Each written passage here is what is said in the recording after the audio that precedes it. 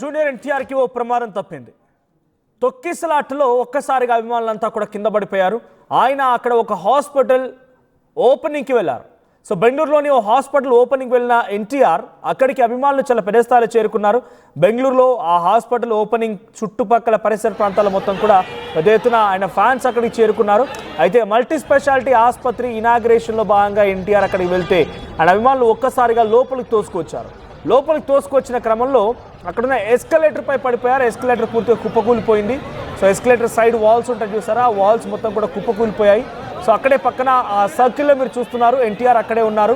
So NTR అక్కడ ఘటన జరగడంతో వెంటనే పోలీసులు హుటాహుటిన అక్కడి నుంచి ఆయన్ని తరలించే ప్రయత్నం చేశారు. సో అన్ఎక్స్పెక్టెడ్ థింగ్, ఇంతటి స్థాయిలో క్రౌడ్ వస్తుందని ఎవరు భావించలేరు. సుమారుగా 50,000 మంది క్రౌడ్ అక్కడికి చేరుకున్నారు. దారి పొడవునా ఎన్టీఆర్కి ఘన స్వాగతం పలికిన అభిమానులు సీఎం సీఎం అంటూ నినాదాలు చేశారంట. సో ఆ నినాదాలకు సంబంధించి ఆ తర్వాత అక్కడ లోపలికి వెళ్ళిపోయి వారంతా కూడా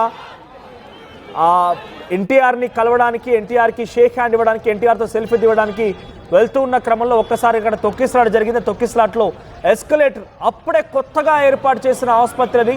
ఆ ఆసుపత్రిలో ఎస్కలేటర్ ఇప్పుడు కుప్పకూలిపోయింది. అక్కడ ఎన్టీఆర్ దగ్గర నిల్చుండి ఆయన అక్కడ కింద పడిపోయిన అందరూ కూడా లేపి అక్కడి నుంచి కొంచెం దూరంగా వెళ్ళిపోమని చెప్పి అక్కడి నుంచి హుటాహుటిన పోలీసుల ఆధ్వర్యంలో వేరే దగ్గరికి వెళ్ళిపోయారు. ఆయన అక్కడ నుంచి